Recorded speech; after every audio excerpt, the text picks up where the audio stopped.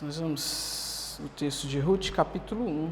Aí eu vou pedir para vocês manterem a Bíblia de vocês aberta nesse texto, porque nós vamos percorrer aí por esse livro. Ruth, capítulo 1, versículo 15.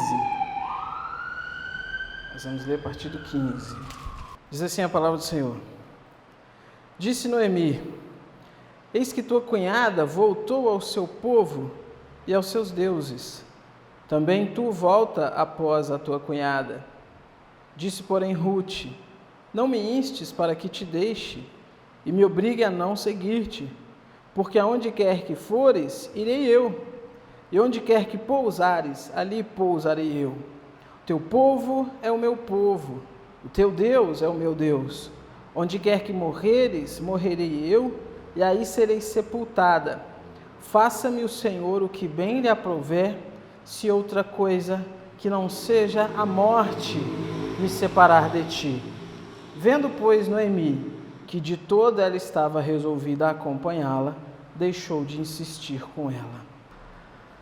Pessoal, o livro de Ruth é um livro interessante, porque, junto com Esther, eles são livros pequenos e são os dois únicos livros da Bíblia que nós temos nomes femininos e que nós podemos dizer que os protagonistas humanos, obviamente, eles são mulheres. Nós temos uma história que nos é contada aqui, então é uma narrativa, o livro é estruturado em forma de narrativa. E ele começa falando para a gente, lá no capítulo 1, versículo 1, uma coisa que nos ajuda a conseguir encontrar, então, esse livro dentro da história de Israel. Ele diz assim, capítulo 1, versículo 1, no dia em que julgavam os juízes, ou seja, é uma história que se passa, então, apesar de ser um livro separado do livro dos juízes, mas é uma história que se passa ainda no período dos juízes. E o período dos juízes é um período, tenebroso da história de Israel, A gente não tem outra palavra para utilizar para se referir a esse livro. O pessoal fica aí correndo atrás de bons roteiros, para fazer filmes e séries. Eu acho que, se a Marvel investisse para fazer uma série no livro dos juízes, ia ficar uma coisa legal, porque tem de tudo que você imaginar. Tem guerra, tem incesto, tem, selvageria de tudo quanto é tipo, promiscuidade sexual, tem a coisa é muito louca. E o período então de Juízes, ele tem uma característica interessante, que ele é um livro circular. Se você der uma lida, você vai ver que parece que você está vendo a mesma história, se repetindo com personagens diferentes. E ele tem uma máxima, que é aquela questão de, então, o povo faz o que é mal aos olhos do Senhor, o Senhor levanta uma tribo, uma nação, melhor dizendo, inimiga para invadir, para oprimir o povo então é oprimido, o povo então se volta para Deus, se arrepende de seus pecados, Deus vai então e levanta um juiz, que não é um rei, não é um governador, a ideia do juiz ali é alguém de cunho militar mesmo, é alguém que vai se levantar, vai pegar em armas, vai se unir ali com outras pessoas e vai guerrear para expulsar esses inimigos, e sempre com uma inferioridade numérica, com uma potência militar muito menor do que aqueles invasores, do que aqueles inimigos, evidenciando então a obra de Deus e a libertação que é Deus que está dando. E aí, o livro vai mostrar para a gente que depois que esse juiz ele consegue, então, libertar o povo, expulsar os inimigos, a terra vive em paz durante um tempo.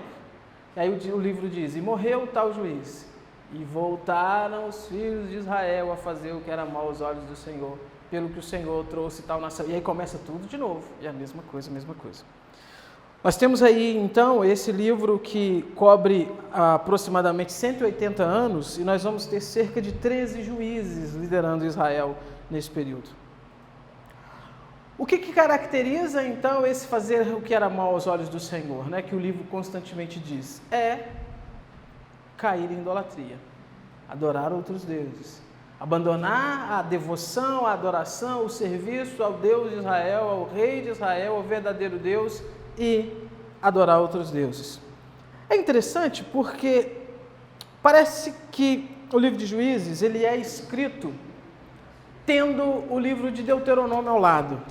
Que sentido que eu digo isso? Porque no livro de Deuteronômio, sobretudo capítulo 28, nós vamos ter ali uma orientação de Deus, e talvez orientação nem seria a palavra correta, mas uma promessa de Deus de como as coisas aconteceriam caso o povo obedecesse, andasse nos caminhos do Senhor, andasse na linha. Os 15 primeiros versículos daquele capítulo vão mostrar então que eles seriam abençoados no campo, seriam abençoados na cidade, tudo aquilo que eles fizessem o Senhor ia estender a mão e ia abençoar. São 89 versículos, se eu não estiver enganado. Os 15 primeiros estão falando sobre bênção, os 60 e tantos posteriores estão falando sobre as maldições que viriam caso o povo desobedecesse. Dentre as várias maldições que o Senhor traria, e esse é o ponto importante, é Deus quem traz, é Deus quem atrai esses inimigos ali para Israel, para que esses inimigos eles sirvam como uma espécie de chicote de Deus para exatamente trazer o povo de volta. A ideia a imagem é uma imagem bem da pecuária mesmo, né? Quando você traz o gado de novo ali, aquele gado rebelde, você tem que trazer ele por meio de chicotadas ou por meio de um ferrão e tudo mais, e esse ferrão e esse chicote que Deus usa são as outras nações. E nessas explicações ou promessas de Deus ali no capítulo 28 de Deuteronômio, está bem claro que, caso o povo desobedecesse então a lei do Senhor, fossem idólatras, além dessas nações que viriam, viria fome. Fome. E gente, a gente está falando de um período, e isso tem que estar muito claro na mente da gente, onde fome era coisa séria, tá? Fome é coisa séria em todo o período, mas eu digo pela abrangência da fome lá. É uma região, é uma época onde a sociedade, a economia gira em torno então de plantar, colher, cuidar do gado e tudo mais, é isso. Pega lá Abraão, como é que Deus vai enriquecendo Abraão nas suas peregrinações? Não é dando para ele Ferraris, ternos caros, relógios de ouro, né? Enfim, não, é terra, jumento, ovelhas, carneiros, é assim. Vê Jacó, como é que Jacó enriquece quando ele está com Labão? É o gado, as cabras lá, que vão nascendo as malhadas, vão nascendo as manchadas, e aquelas são dele dentro da forma como ele tinha combinado com Labão. Isso era, então, um meio de sobreviver, ou quando você tinha abundância, ser rico. Para punir a idolatria do povo, então, Deus vinha exatamente nesse que era o miolo da sustentação e da sobrevivência. Às vezes, essa nação vizinha invadia e levava tudo. Às vezes, o próprio Deus, de uma forma sobrenatural, simplesmente cerrava os céus e não deixava cair chuva. Pensa, se você precisa de que esse ciclo, então, da plantação aconteça, de você plantar, cuidar, a coisa crescer, você colher, separar o que você vai consumir, separar o que vai ser plantado no outro ano. Imagina que não chove, isso não acontece. Não tem comida industrializada, não tem McDonald's, né? Não tem nada disso. Precisam plantar mesmo. Então, uma das formas que Deus usava para castigar o povo era a fome. O livro de Ruth começa dizendo para a gente que no dia em que os juízes julgavam, então, ou seja, ele já nos situou dentro do tempo, dentro do espaço aí, dentro dessa linha histórica, mas ele segue dizendo: um homem de Belém de Judá saiu a habitar na terra de Moabe com sua mulher e seus 2 filhos. Esse homem se chamava Elimeleque, sua mulher chamava Noemi, e os seus filhos se chamavam Malom e Quilion, efrateus de Moabe, e ficaram ali. O que vai levá-los, então, a sair de Israel, sair do território de Judá e peregrinar, então, para uma terra estrangeira, é exatamente a fome. Houve fome na terra. Se estão situados, então, e eu estou repetindo isso para que isso fique bem claro na sua mente, porque a gente precisa entender essa mecânica para a gente entender tanto Juízes quanto esse livro. Se a fome, geralmente, ela vem como punição de Deus, a gente pode, então, considerar que eles estão fazendo essa migração num desses momentos, num desses pontos onde Deus está punindo a nação de Israel. Então, a gente já tem um problema aqui. Porque, veja, quando Deus pune o povo, pune a sua nação, pune o seu povo da aliança por causa de pecados, o que esse povo precisa fazer? Fugir da punição de Deus? se arrepender. Se arrepender.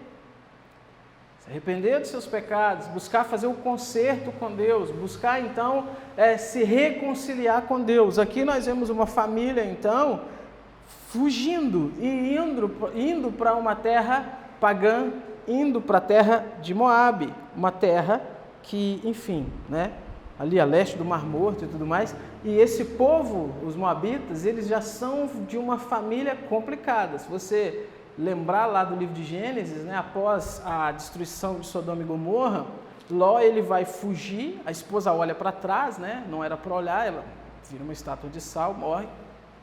E aí ele vai se abrigar numa região montanhosa com suas filhas. E a ideia interessante que as meninas têm, né? Nós estamos aqui só nós e nosso pai. Vamos morrer. Não tem homens aqui para a gente se casar. Vamos embriagar o nosso pai, vamos nos deitar com ele e ter filhos, para que o nome dele seja perpetuado, para que ele não viva em vergonha. E acontece. E vai gerar, então, por causa dessa relação incestuosa, os amonitas e os moabitas. São parentes de Israel, num certo sentido, né? Tanto que nas peregrinações, quando o povo de Israel está saindo do Egito e tudo mais, o Senhor proíbe que eles passem pela terra deles e tal, aquela terra é deles, enfim. Mas a origem do povo já é uma origem complicada. Então veja, a gente já está situado no contexto histórico, na localização e tudo mais. Vamos voltar para a história dessa família aqui, então. Eles fogem, eles vão para a terra de Moabe, e o texto diz para a gente que sai uma família então completa, Elimeleque com sua esposa Noemi e com seus 2 filhos, Malom e Quilion.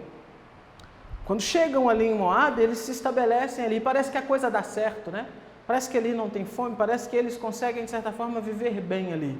Tanto que os meninos vão se casar, Malom e Quilion vão se casar com Orfa e Ruth, e a vida segue. Só que aí vem a primeira pancada em Noemi. Elimeleque morre.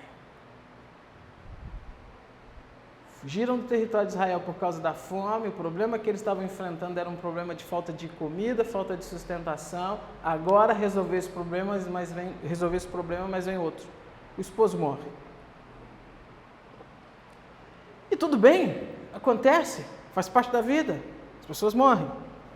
Ela ainda tem então quem? Os filhos, que vão cuidar dela, né? Não é uma época onde se tem previdência social, aposentadoria, essas coisas, não tem nada disso. Ela precisa realmente da família, para a família cuidar dela e sustentá-la. Mas o que acontece? O texto vai dizer para a gente que morrem também. Primeiro morre o filho mais velho. Enquanto ela ainda está então curando, enfim, nem sei se essa palavra é correta, mas passando pelo luto do marido, morre o filho. E aí, enquanto está passando pelo luto do marido e daquele primeiro filho, o texto bíblico diz que morre o outro também. Gente, isso é terrível, tá? Hoje, no nosso contexto, na nossa sociedade, é horrível, é terrível uma mulher perder o marido e perder os 2 filhos. Naquela época era pior, muito pior. Assim, infinitamente pior. Em alguns casos, as mulheres, quando não tinham esse sustento e não tinham esse amparo de familiares, a única opção que elas tinham era 2, ou ir para a prostituição ou ir para a mendicância. Ah, mas tinha em Israel? Claro que tinha, se nos períodos normais tinha, imagina no período dos juízes, que é marcado então por esse afastamento da lei de Deus, por esse afastamento dos mandamentos do Senhor. O quadro que se apresenta diante dela é um quadro muito terrível. Mas olha que interessante. O texto bíblico diz para a gente que ela ouve falar que aquela fome que estava acontecendo então na terra de Israel, ela tinha acabado. E ela então se dispõe a voltar. E aqui é uma coisa interessante. Depois na sua casa, faça esse teste. Leia o capítulo 1, a partir do versículo 6, até do 6 em diante. Você vai ver que tem um marcador textual aqui que nos indica alguma coisa, que fala com a gente alguma coisa. Por quase 20 vezes o texto usa a palavra voltou, voltaram, voltou, voltai, voltou. O escritor quer dizer alguma coisa para a gente que isso daqui. Estudiosos, eles vão entender que essa ênfase do escritor ao usar o voltou, já é um indício que ele está mostrando de que essa família, então, que faz esse movimento, né, de sair de Israel para uma terra estrangeira, o que simboliza também um afastamento de Deus, né, porque no Antigo Testamento não é igual hoje. Hoje, aonde Deus está? Em todo lugar. Onde você presta culto a Deus, em todo lugar. Não existe uma limitação geográfica. No Antigo Testamento existe um ponto central que é o templo em Israel, que é o tabernáculo, que é a terra de Israel. Sair então de Israel e peregrinar para outro lugar simbolizava então, em alguns casos, na maioria dos casos, um afastamento de Deus, como voltar simbolizava um retorno ao Senhor. Então, o texto já vai mostrando para a gente que o Deus que está conduzindo a história, porque a gente vai ver mais lá adiante que não são casualidades que estão acontecendo aqui, não são simplesmente efeitos e consequências, é Deus conduzindo as coisas, usando esses meios, é claro, para chegar nos seus fins.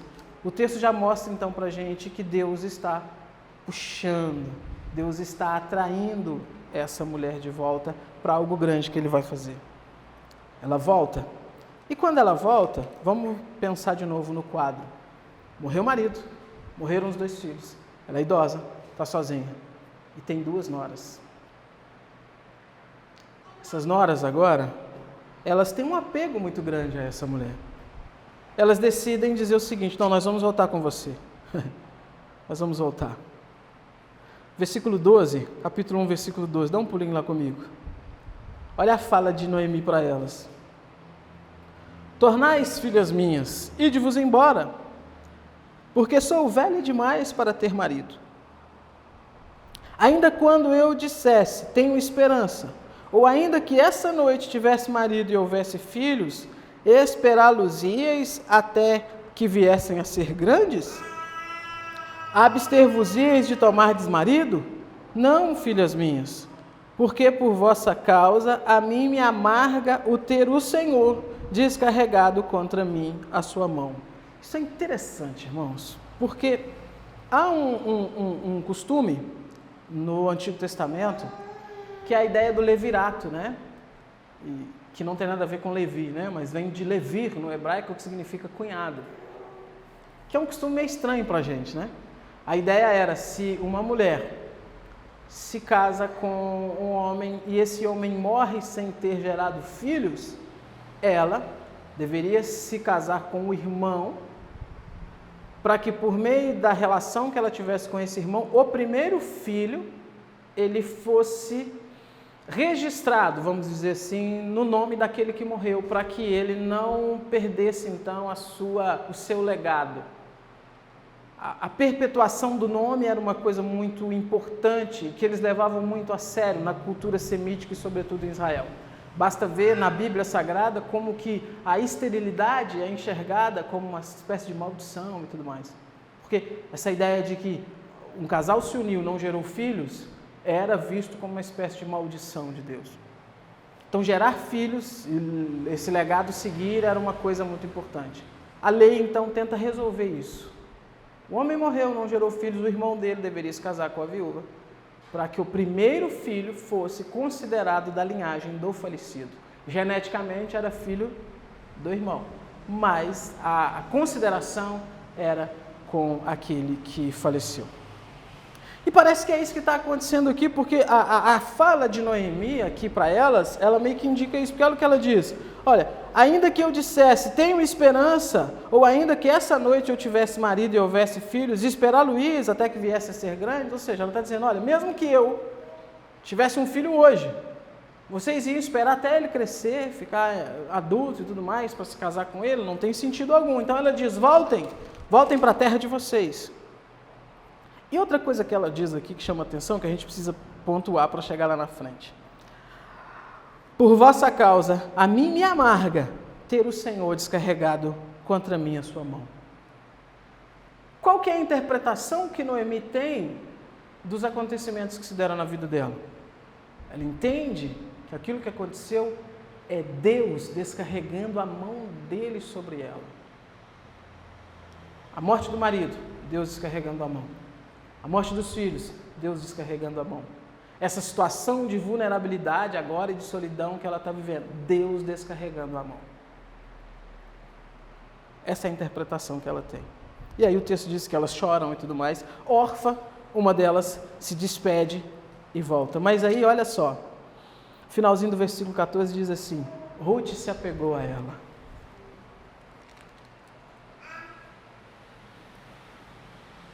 Enquanto uma é convencida por Noemi de voltar para a terra dela, ela olha aquela situação, não, tudo bem, então, por mais que gostasse dela, ela decide voltar. Ruth não. E aí Noemi vai insistir com ela, vai dizer, olha, tua cunhada voltou ao seu povo, voltou aos seus deuses, volta também tu, após a tua cunhada. Tem uma coisa linda aqui, irmãos, nesse texto. Porque, por mais difícil que fosse a situação, por mais que houvesse então esses indícios de uma falta de fé, de uma desobediência, de uma tentativa de fugir daquilo que Deus estava fazendo, Deus está operando coisas grandes e maravilhosas, mesmo nessa catástrofe que está acontecendo. Mesmo nesta catástrofe, Deus está operando coisas maravilhosas. Tolkien vai chamar isso de eucatástrofe, né? Ou seja, uma catástrofe boa, que traz boas coisas. Porque,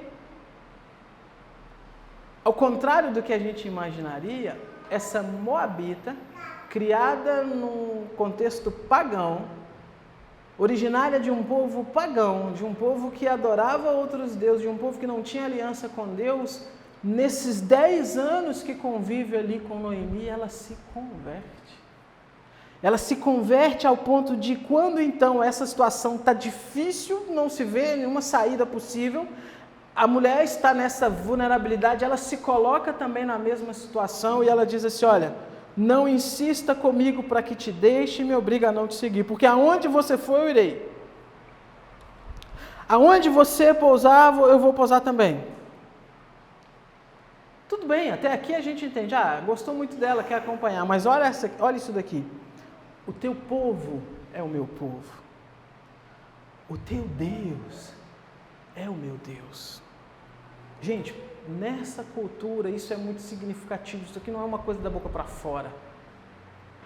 Isso daqui é um indício de que verdadeiramente aquela mulher, ela foi impactada pelo Deus de Abraão, Isaac e Jacó.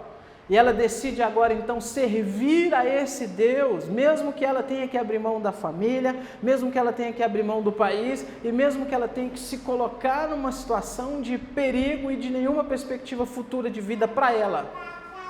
Ela diz, o teu Deus é o meu Deus, aonde você morrer, eu morrerei e aí serei sepultada. Olha a prova da conversão dela, a fé que ela tem, ela diz assim, faça-me o Senhor o que bem lhe aprouver, se outra coisa que não seja a morte me separar de ti. Ela não diz assim, faça Baal, o que ele quiser comigo, ou faça, sei lá, Astarote, não, o Senhor. Ele entende o poder do Senhor, ele entende a operação do Senhor, e ela traz Deus como testemunha e como vingador, caso ela não cumpra aquilo que ela está dizendo. E aí então o texto diz para a gente que ela vai seguir. E aí o capítulo 1 termina de uma forma também, assim, interessante, né? Chegaram a Belém, do princípio da cega da cevada, colheita, dando a ideia de fertilidade, vão colher.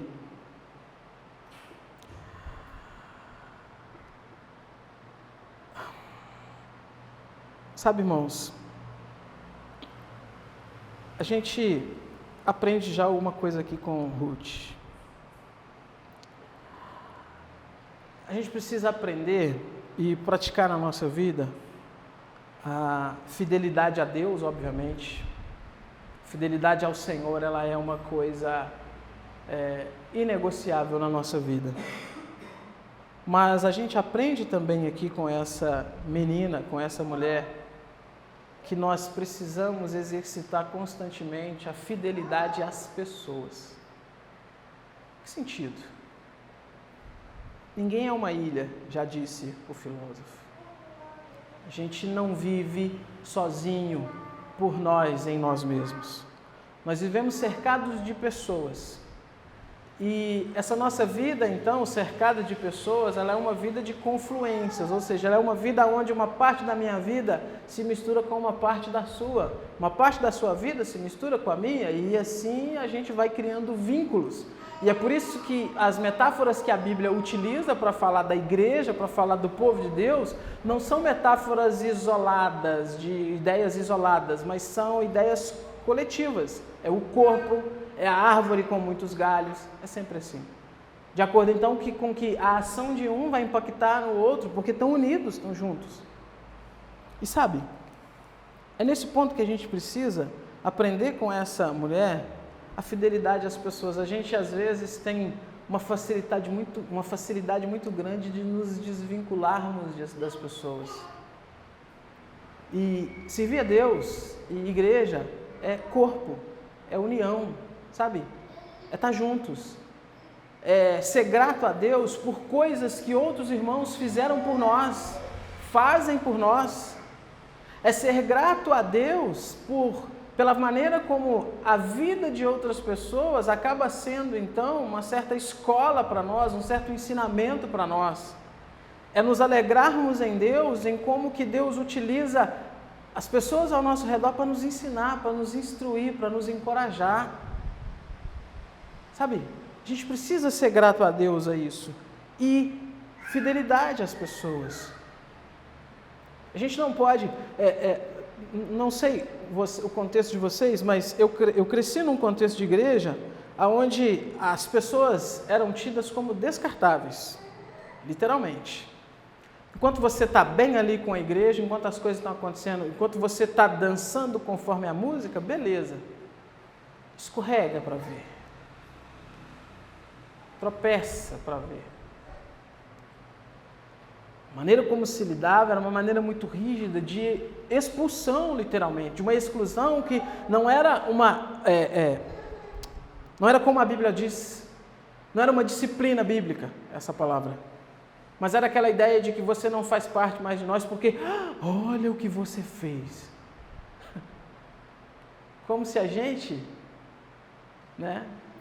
não ficasse corado de vergonha ao pensar todas as noites nas coisas que a gente faz. Então a gente precisa disso, sabe? Às vezes, olha, aconteceu tal coisa com fulano de tal, com família tal, com pessoa tal. Ai, meu Deus, que isso? O que a gente faz? Fidelidade às pessoas, orar, interceder junto a Deus, nos entristecer com a situação triste que outros irmãos estão passando. É isso que a Bíblia diz, alegrar com os que se alegram, chorar com os que choram.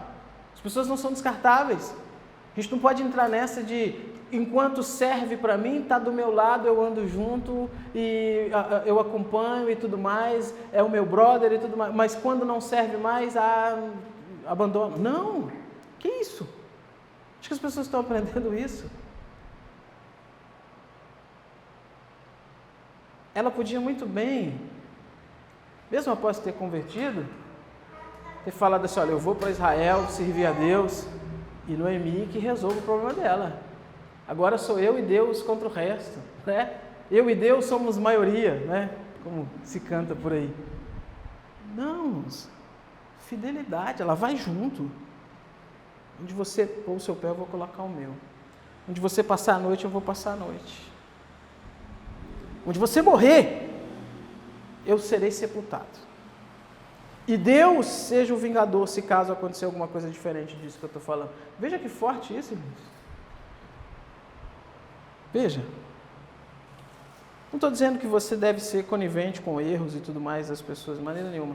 Só estou dizendo que a gente não pode ter um olhar de, enxergar as pessoas como descartáveis. São pessoas. São pessoas que a gente deve caminhar junto. São pessoas que a gente deve ter esse olhar que Ruth tem. Olha, eu estou junto contigo. Conta comigo. Quando estiver ao meu alcance, debaixo do meu poder, da minha mão poder fazer, eu vou fazer. E quando fugir, a gente corre atrás de uma maneira de fazer a coisa acontecer, mas nós vamos estar juntos, nós vamos caminhar junto. A gente aprende um pouco disso aqui. Caminhando. O capítulo 2, ele vai, enquanto o capítulo 1 mostrou para a gente esses personagens, Elimeleque, que já foi, os outros meninos, que também já foram, e Ruth e Noemi. O capítulo 2 vai introduzir para a gente outra pessoa, a pessoa de Boaz. E o texto diz para a gente que elas chegam ali em Belém, e quando chegam, precisam comer, precisam sobreviver, né? Como é que elas fazem? Havia na lei, irmãos, uma determinação. Abra sua Bíblia lá em Deuteronômio. Pula lá em Deuteronômio, capítulo 24. Vai voltar lá. Quer dizer, não é muito longe de onde a gente está. Os 3 livros aí para trás. Deuteronômio, capítulo 24. Versículo 19. Existe um amparo na lei para as pessoas pobres, para as pessoas órfãs, para as pessoas em situação vulnerável. De novo, tendo em mente esse contexto de plantação, esse contexto de que a vida é essa vida do campo. Olha o que diz capítulo 24, versículo 19. Lei, tá? Vamos lá. Deuteronômio significa a segunda lei ou a repetição da lei. Então, isso aqui é lei, mandamento para o povo de Israel. Quando do teu campo cegares a messe, e nele esqueceres um feixe de espigas, não voltarás a tomá-lo. Para o estrangeiro, para o órfão e para a viúva será, para que o Senhor teu Deus te abençoe em toda a obra das tuas mãos. Quando sacudires a tua oliveira, não voltará a colher o fruto dos ramos. Para o estrangeiro, para o órfão, para a viúva será. Quando vindimares a tua vinha, não tornarás a rebuscá-la. Para o estrangeiro, para o órfão e para a viúva será o restante. Lembrar-te-ás de que foste escravo na terra do Egito, pelo que te ordeno que faça isso. A ideia aqui então é o quê? Chegou a hora da colheita, colheu, fez lá os feixes de espiga, juntou aquilo lá, sei lá, no meio de transporte e levou. Aí ficou alguma coisa para trás. Não é para voltar com aquele olhar de Sherlock Holmes, pegando grão por grão, sabe, que ficou para trás para deixar a terra limpinha. Não. Aquilo que ficou para trás, aquilo que caiu, é para deixar. Por quê? Desperdício? Não. É porque o estrangeiro, o órfão, a viúva, que estão naquele território, que não tem então um campo para plantar, ou que não tem condições de plantar e precisam comer, eles vão ficar perto dessas colheitas, e aquilo que ficar para trás é o que eles vão pegar, o que eles vão comer, é que vai ser o meio de sustentação deles. Não só as espigas, mas também a oliveira. Interessante isso daqui, né? Quando sacudires a oliveira, ou seja, como é que você então colhia o fruto? Não é subindo na árvore, né? Você sacudia, os frutos caíam. Aí sobrou mais algum, vamos sacudir isso daqui até cair tudo. Não, aquele que sobrou deixa, porque é para o estrangeiro, para o órfão e para a viúva. A vinha também, colheu lá na vinha, não torne a rebuscá-la. Passa uma vez só fazendo a colheita, não passa uma segunda, uma terceira, porque é aquilo que sobrou para o estrangeiro, para o órfão e para a viúva. Interessante isso daqui, irmão, porque veja, não é um meio socialista da coisa, né? Não está dizendo assim, plante e divide tudo igual para todo mundo, com aquele que não trabalhou, com aquele que não fez nada, de jeito nenhum. Tem nada de comunismo, socialismo na Bíblia, isso é uma coisa que veio, enfim, não vou dizer do inferno, porque a Rússia é mais fria um pouquinho, né? Mas veio de outro lugar. A ideia aqui é que a pessoa que precisa de ajuda, ela vai trabalhar, ela vai colher e ela vai ter essa sua ajuda, mas com o suor do rosto dela, que é ir lá então no campo, ir atrás daqueles que estão fazendo essa colheita e pegar ali aquilo que precisa. E é interessante, né? Porque não é simplesmente pegar a comida já pronta, né? Se são espigas, você vai pegar, você vai carregar, você vai debulhar, você vai moer aquilo ali, você vai deixar aquilo pronto para comer, né? Óbvio, né? E assim também é outra coisa. Então a ideia é, ajude. E aí, volta lá em Ruth agora, capítulo 2. Elas chegam.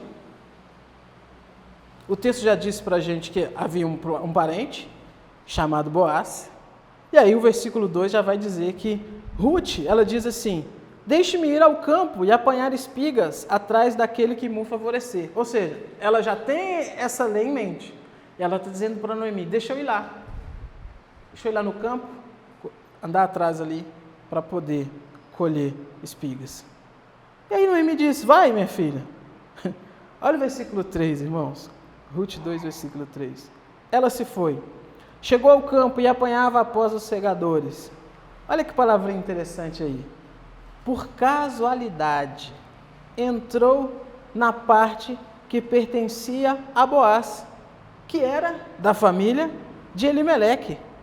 Olha que coincidência. E aqui eu preciso explicar outra coisa. A terra de Israel não podia ser vendida, tá? Por quê? Porque a terra não é do povo, a terra é de Deus. Então não podia ser vendida. Não tinha essa ideia, eu tenho um lotezinho ali para vender.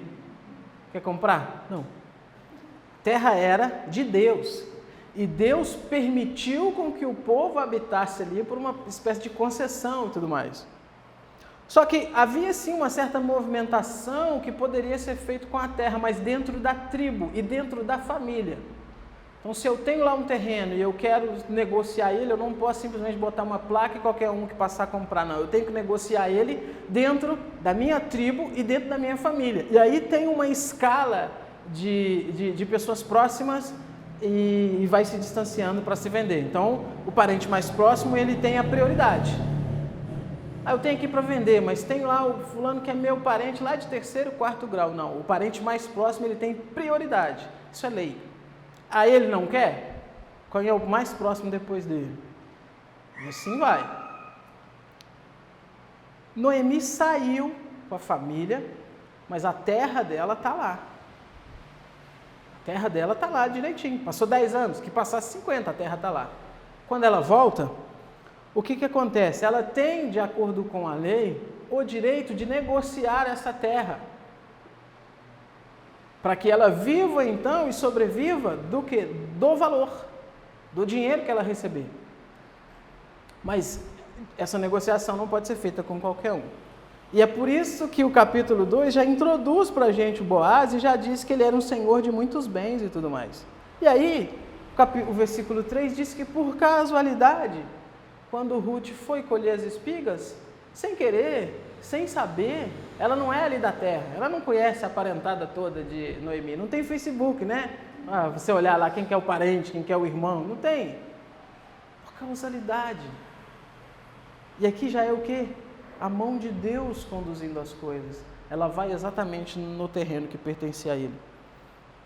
Enfim, ela vai pegar, ela vai trabalhar. E aqui, irmãos, tem outra coisa que a gente precisa pensar. Estrangeiro em Israel não é fácil, tá? Não era fácil. Uma mulher estrangeira, viúva, quando Ruth se dispõe a sair numa terra que ela não conhece, numa terra que não é a dela, sendo estrangeira, sendo viúva, não tendo nenhuma figura masculina como uma figura protetora por detrás, ela está se colocando num grande perigo. A gente às vezes não tem essa noção, Israel, o território de Israel, e a gente imagina como se fossem anjos, né? Não, irmãos, a coisa era terrível.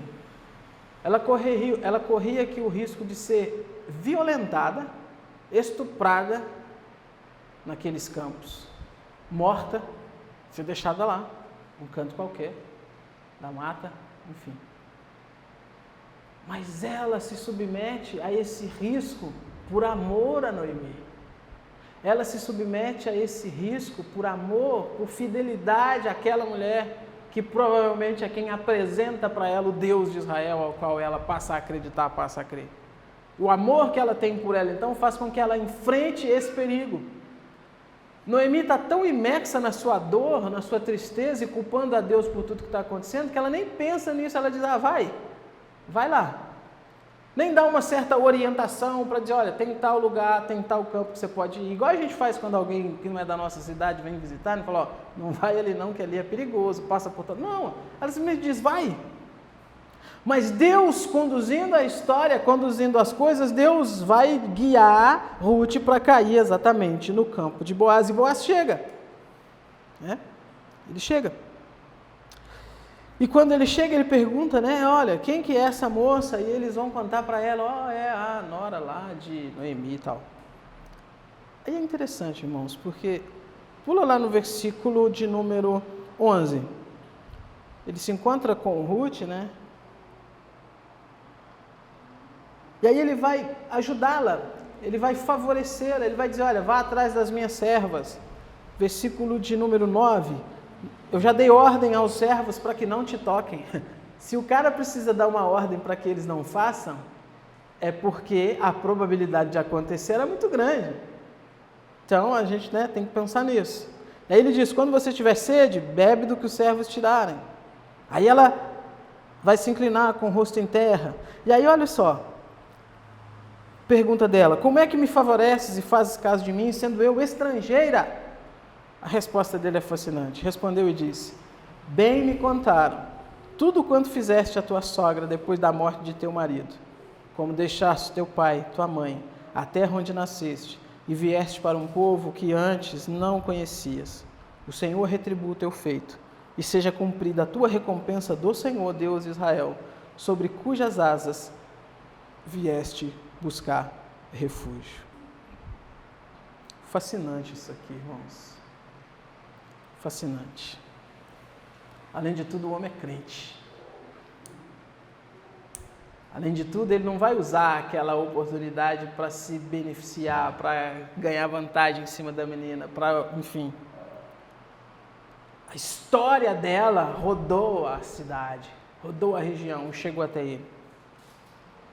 E ele entende, olha, você abandonou teu pai, você deixou tua mãe, você deixou a terra que você nasceu, você veio para um povo que você não conhecia antes, que Deus te retribua e que você receba do Senhor a recompensa desse Deus sobre cujas asas vieste buscar refúgio. Irmãos, a gente aprende outra coisa aqui maravilhosa. Não existe melhor lugar para a gente buscar refúgio nos momentos mais difíceis que a gente passar do que sob as asas do Senhor.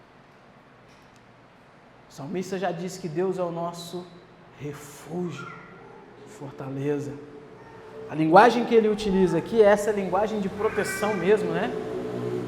Da ave que vai para debaixo das asas da mãe ali para ficar segura. Que segurança o crente tem maior do que Deus, irmãos? Nenhuma. Nenhuma.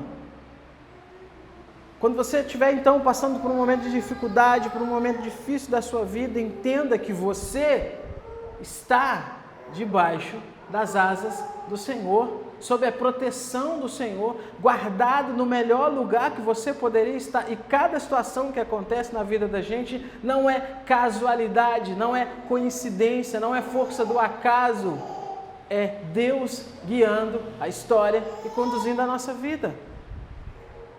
Ah, mas a gente não entende. E quem disse que a gente precisa entender? Aonde está na Bíblia? Leia a Bíblia de Gênesis, Apocalipse e encontre um texto, um indício, um princípio, aonde a Bíblia diz que você precisa entender tudo que Deus faz. Muito pelo contrário. A grande maioria das coisas a gente nem entende. E as coisas maiores e maravilhosas que Deus faz na vida da gente são coisas que a gente realmente fica sem entender. São coisas que a gente pensa assim, poxa, não entendo até hoje como é que Deus fez isso. Tá, mas ele fez, então é isso que importa. Mas aí, como diz Jó, né, a gente recebe o bem de Deus com prazer e o mal também a gente não vai receber, porque não se engane, irmãos, o mal que acontece na vida do crente, ele vem de Deus. Ah, que isso, que coisa maluca. Não, irmãos, é a Bíblia que diz. João vai dizer que aquele que é de Deus, o maligno, não, ele toca. O diabo ele não tem liberdade na sua vida para conduzir, para fazer as coisas do jeito que ele quiser, para tocar o terror na sua vida como se fosse, sei lá, uma turba descontrolada. Lembra de Jesus falando com Pedro? Pedro, Satanás pediu para se andar contigo na peneira, mas eu intercedi a seu favor e não permiti. Jó, quando os filhos do Senhor subiram, Satanás foi no meio deles. E tudo aquilo que Jó vai fazer, Deus diz, ó, faz, mas não faz isso. Ou seja, como Calvino dizia, né? O diabo ele é o cão na coleira de Deus. E quando Deus quer, Deus solta e diz, vai lá, faz. Mas quando Deus diz volta, ele volta. Quando Deus diz, não, isso você não vai fazer, ele não faz. Ele não tem essa liberdade. A gente não pode cair nesse dualismo de entender que Deus e o diabo são duas forças iguais, que estão lutando, guerreando, aí chega uma hora que Deus vacilou, o diabo foi, ganhou e teve acesso à sua vida, e Deus precisa correr lá e apagar o incêndio. Não! De maneira nenhuma. Satanás não tem liberdade nenhuma sobre a sua vida. As coisas que acontecem então com a gente, ainda que sejam sim fruto da ação maligna e diabólica dos demônios, mas elas estão sob o controle de Deus e Deus tem um propósito com isso. Por quê? Porque nós estamos guardados sob as asas do Altíssimo. Estamos protegidos sob a mão de Deus. E nada acontece fora da vontade dele. É que é difícil da gente entender isso, porque a gente é imerso nessa cultura que pensa assim: tudo que eu interpreto como bom é de Deus, e tudo que eu interpreto como ruim é do diabo. Logo, quem que é o centro de todas as coisas? Eu, a minha vontade. Imagina se um pai cria um filho assim. Imagina. Vamos nem sair lá do espiritual para o material. Imagina um pai criando um filho assim. O pai permite com que a vontade do filho seja a condutora de todas as coisas. Imagina. Ah, não quero isso daqui. Ah, sim, tudo bem. Ah, isso daqui eu quero. Sim, tudo bem. O que vai acontecer? Caos, desastre. Deus é assim, irmãos.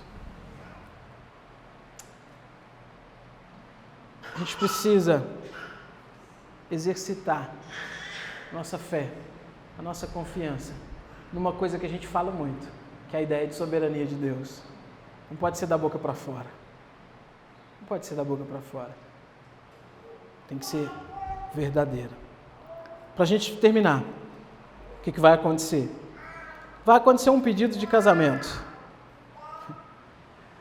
Noemi vai entender quando Ruth volta para casa e conta e leva aquele monte de coisa, né? Leva aquele monte de coisa que ela entendeu. É impossível que essa menina volte com isso tudo aqui, tendo simplesmente catado espigas atrás dos servos.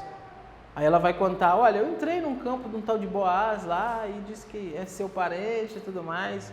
Aí ela diz: olha, ele é o resgatador. Ou seja, lembra que eu falei agora há pouco daquela questão da terra, de vender a terra, que só podia vender para parente próximo?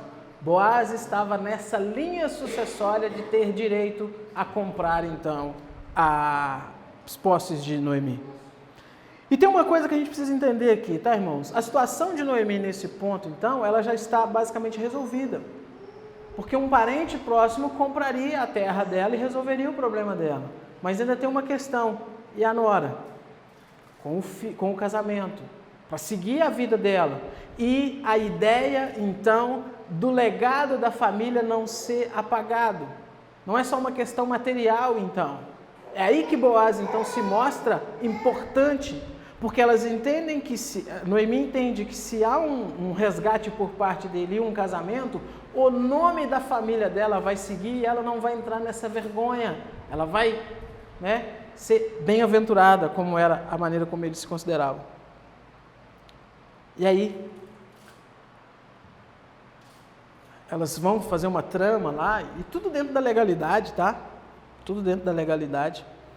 Mas quando chega para Boaz e ela faz lá o pedido de casamento meio velado, ele diz: olha, eu fico feliz que você não foi atrás dos jovens e tudo mais, você está fazendo uma coisa certa, mas existe alguém que está na minha frente, nessa linha sucessória, tem direitos antes de mim. Se caso ele não quiser resgatar a propriedade do Noemi, aí eu vou resgatar.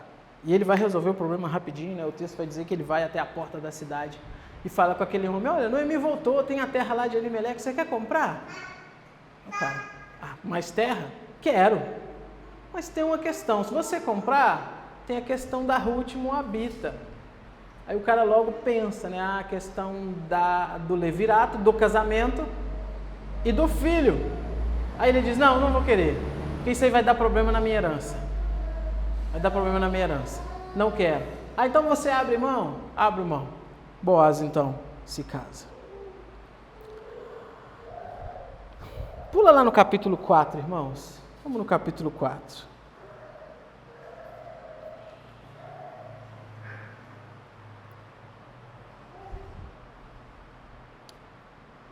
versículo de número 9. Então Boaz disse aos anciãos e a todo o povo: sois hoje testemunhas de que comprei da mão de Noemi tudo o que pertencia a Elimeleque, a Quilion e a Malom. Também tomo por mulher Ruth, a moabita, que foi esposa de Malom, para suscitar o nome deste sobre a sua herança, para que esse nome não seja exterminado dentre os seus irmãos e da porta da cidade. Disso sois hoje testemunhas. Todo o povo que estava na porta e os anciãos disseram: somos testemunhas. O Senhor faça a esta mulher que entra na tua casa, como a Raquel e como a Lia, que ambas edificaram a casa de Israel. E tu, Boaz, ate valorosamente em Efrata, e faze-te nome afamado em Belém.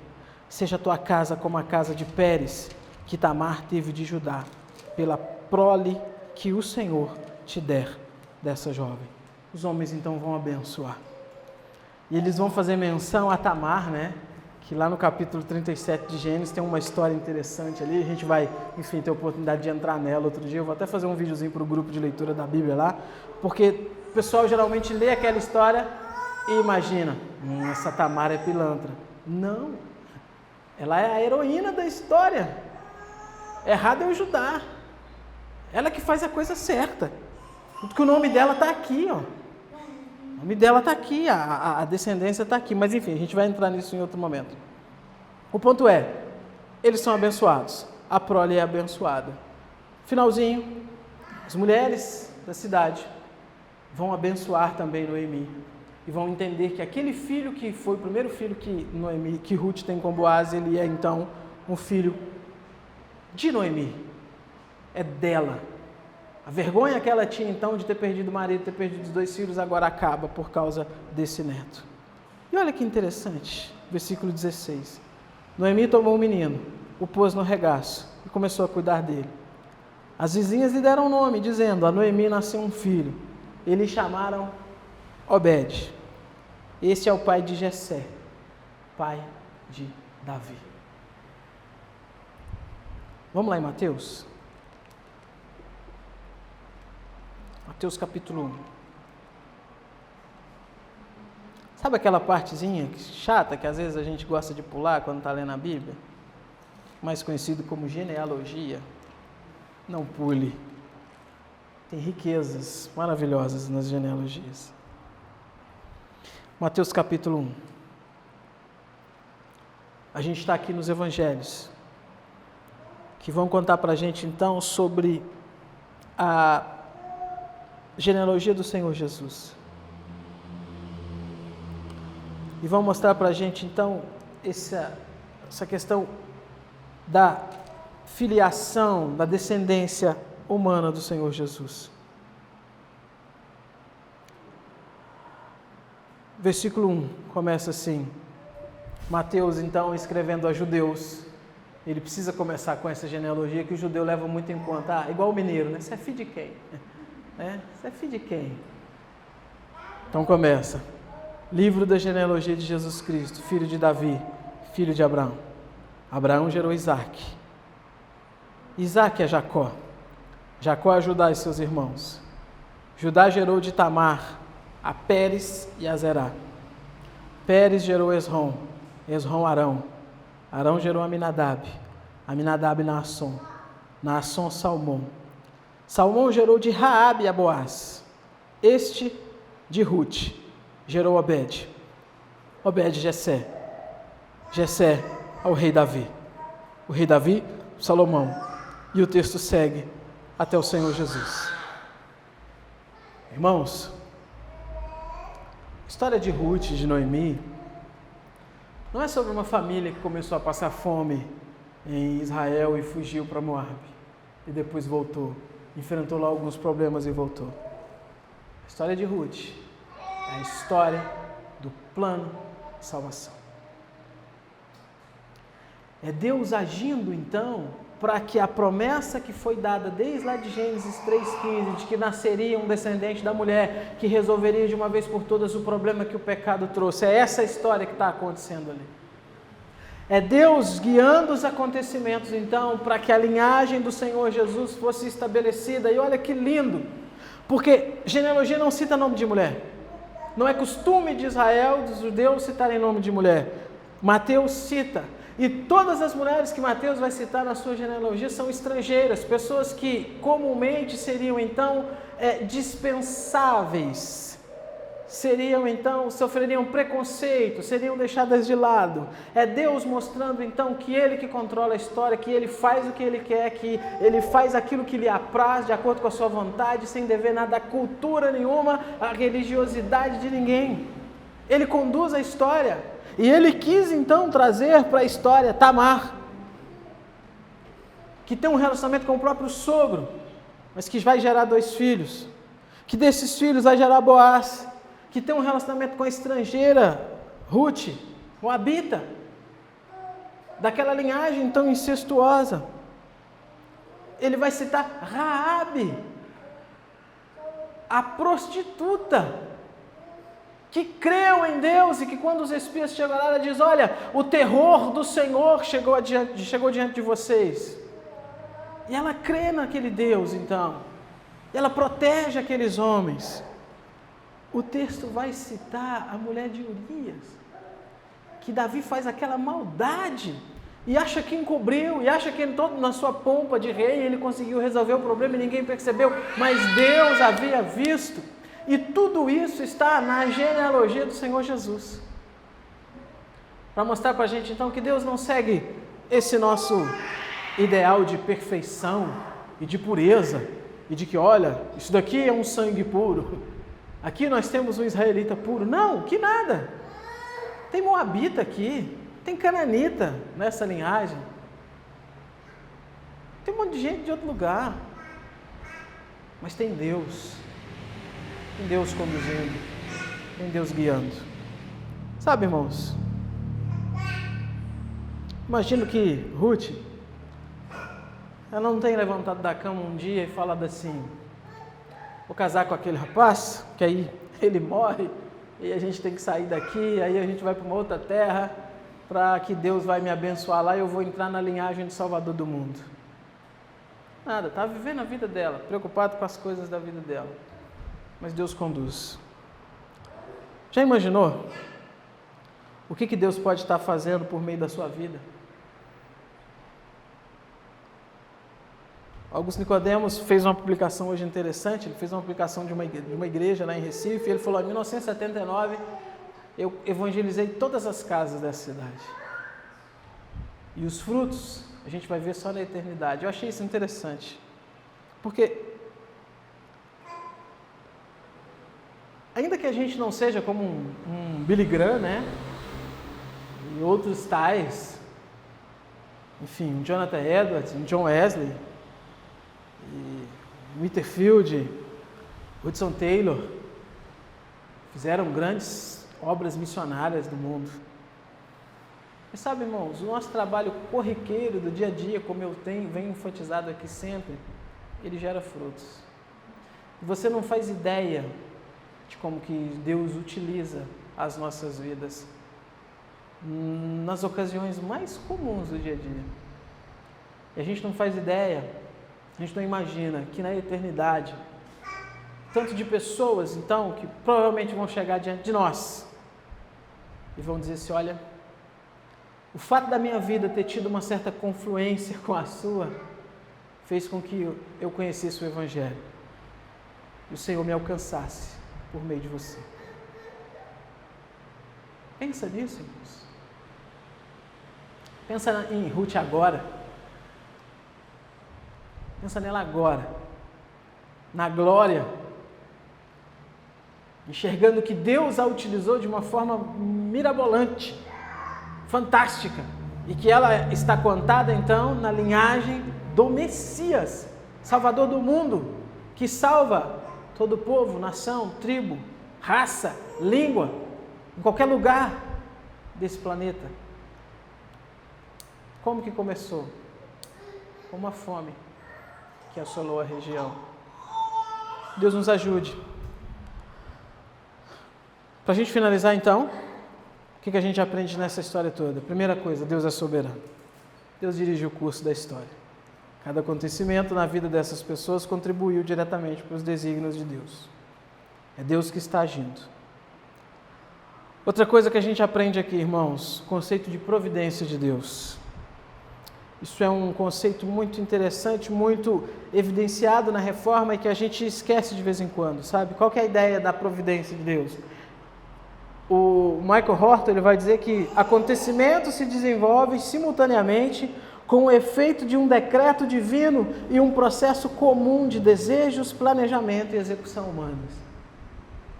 Vou ler de novo. Acontecimentos se desenvolvem simultaneamente, ao mesmo tempo, com o efeito de um decreto divino.